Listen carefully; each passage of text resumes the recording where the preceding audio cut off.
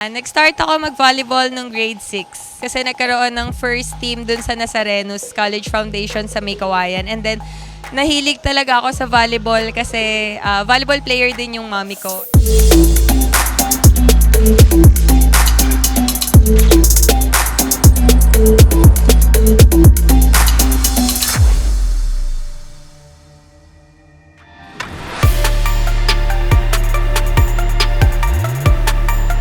Hi, I'm Maricar Balwalwa, also known as Sky Balwalwa.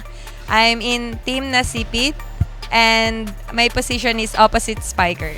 Nag-start ako maglaro, ang position ko talaga is gitna since dahil matangkad ako, and then nag-start din ako nung college, ginawa pa din akong gitna.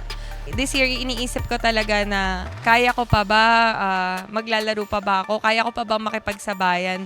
And then, eto nga yung blessings na MPBA na nagpatawag ng lahat ng mga volleyball players na walang team. So, sabi ko, itatry ko lang. And then, eto, yung team na Sipit, bukas lahat pinto, pati bintana.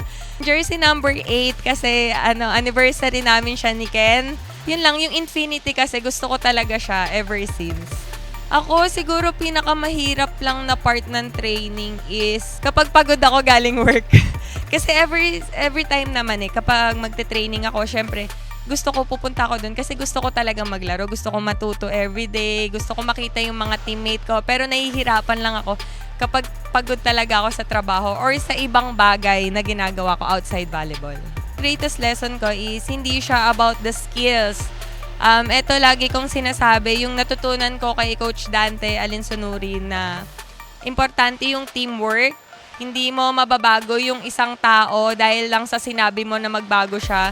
Kung ikaw yung mas nakakaunawa or tingin mo na mas malawak yung isip mo, dapat ikaw din mismo mag-adjust ka sa kanya. Sa NU na ako naglalaro, then first liga namin, pero hindi pa siya UAAP.